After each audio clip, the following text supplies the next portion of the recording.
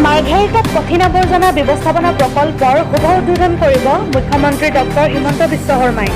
মাৰ্ঘেৰিটা পৌৰসভাৰ উদ্যোগত কঠিন আৱৰ্জনা ব্যৱস্থাপনা প্ৰকল্পৰ নিৰ্মাণৰ কাম ইতিমধ্যে প্ৰায় সম্পূৰ্ণ হৈ উঠিছে। নৱনিৰ্মিত প্ৰকল্পটো অহা 24 আগষ্ট তাৰিখে মুখ্যমন্ত্ৰী ডক্টৰ হিমন্ত বিশ্ব শৰ্মাই আনুষ্ঠানিকভাৱে শুভ উদ্বোধন কৰিব।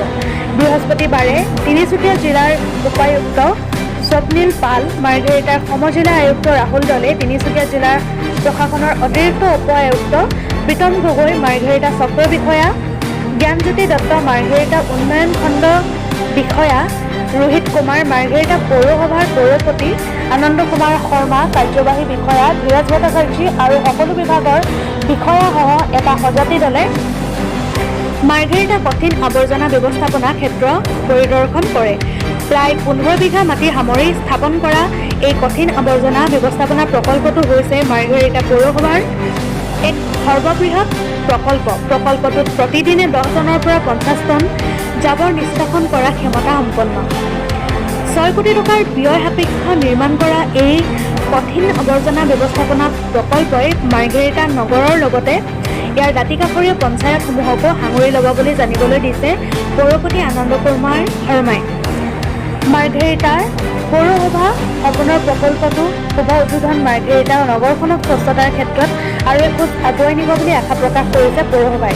তিনিচুকীয়া জিলাৰ আয়ুক্ত স্বপ্নীল পালে প্ৰকল্পৰ ক্ষেত্ৰত পৰিদৰ্শন কৰি মাৰ্ঘেৰিটা পৌৰসভা কঠিন আৱৰ্জনা ব্যৱস্থাপনা প্ৰকল্প নিৰ্মাণৰ ক্ষেত্ৰত গ্ৰহণ কৰা পদক্ষেপক বহু প্ৰশংসা কৰে। মাৰ্ঘেৰিটাৰ পৰা কিষণ লালুঙৰ ৰিপৰ্ট, টাইম 60 অসম। এই পাথৱেটো ফলো কৰি আগত কাম কৰি তাতে লাগিলে এটা ডাঙৰ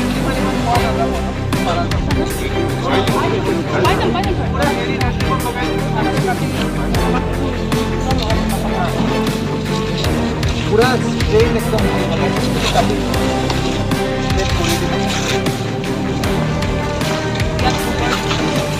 ইয়াত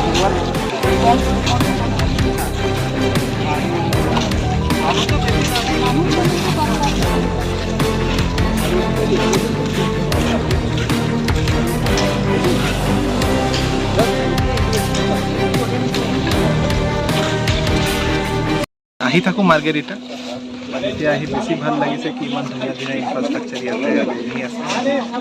আমাৰ ডিষ্ট্ৰিক্টত অলৰেডি ডুমডুমাত এটা MRF ইনগুৰেশ্যন হ'ল আৰু 24 তাৰিখে ইয়াতে মেটেৰিয়েল ৰিকভাৰী ফেচিলিটি যিটো আছে মাৰ্ঘেৰিটা টাউনৰ ৱেষ্ট মেনেজমেণ্টৰ কাৰণে এটা নতুন লেণ্ডমাৰ্ক। এজ পাৰ প্ৰগ্ৰাম ইয়াতে অনাৰেবল CM ছাৰে ইনগুৰেট কৰিব।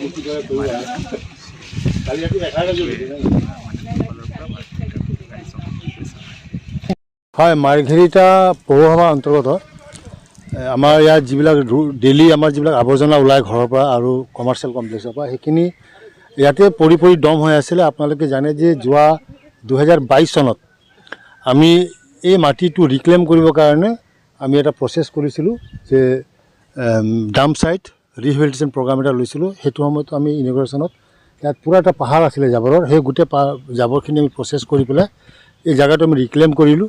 ৰিক্লেইম কৰাৰ পিছত ইয়াতে মেটেৰিয়েল ৰিকভাৰী ফেচিলিটি, আৱৰ্জনা নিষ্কাশন প্ৰকল্প, লগতে আৱৰ্জনাৰ পৰা পচন সাৰ প্ৰস্তুত কৰা যিটো প্ৰকল্প, সেই দুটা প্ৰকল্প ইয়াত আমি স্থাপন কৰিলোঁ। আৰু সেই স্থাপন কৰাৰ পিছত আহি আজি 2 বছৰৰ মূৰত 2025 চনত আমাৰ এই প্ৰকল্পটো সম্পূৰ্ণ হৈ উঠিছে। আৰু অহা 24 আগষ্ট তাৰিখে অসমৰ মাননীয় মুখ্যমন্ত্ৰী ডক্টৰ হিমন্ত বিশ্ব শৰ্মাৰ পদাৰ্পণ ইয়াত পৰিব আৰু তেওঁৰ কৰকমলেৰে এই প্ৰকল্পটো শুভ উদ্বোধন হ'ব আৰু ৰাইজৰ কাৰণে উৎসৰ্গা কৰি দিব। তাৰপিছত মাৰ্ঘেৰিটা নগৰত আৱৰ্জনাৰ কোনো পাহাৰ আপোনালোকে দেখিব নাপায়, কাৰণ ডেইলি আৱৰ্জনা যি ওলাব সেই গোটেই ডেইলি আৱৰ্জনা ইয়াতে প্ৰচেছ হৈ পেলাই ইয়াতে বস্তুটো শেষ হৈ যাব। অকল মাৰ্ঘেৰিটা নগৰ নহয়, মাৰ্ঘেৰিটা নগৰৰ লগতে ওচৰ পাজৰ যিমান পঞ্চায়ত আছে, যেনে মাকুমপথাৰ পঞ্চায়ত, ভিতৰপাৰা পঞ্চায়ত, কেটেটং পঞ্চায়ত, কুমাৰপট্টি, বৰগোলাই, শামুকজান আৰু লিডু, এই গোটেইকেইটা পঞ্চায়ত সামৰি লৈ তেওঁলোকৰ লগত আমি MOU কৰি পেলাই সেই পঞ্চায়তবিলাকতো যিবিলাক আৱৰ্জনা আছে সেইখিনিও আমি প্ৰথম ষ্টেজত আমি আনি পেলাই ইয়াত আমাৰ কৰিম। কাৰণ আমাৰ এই প্ৰজেক্টটো কেপাচিটি হ'ল 50 টন পাৰ ডে, কিন্তু মাৰ্ঘেৰিটা টাউনত এতিয়া 10ৰ পৰা 12 টন ডেইলি ওলায়।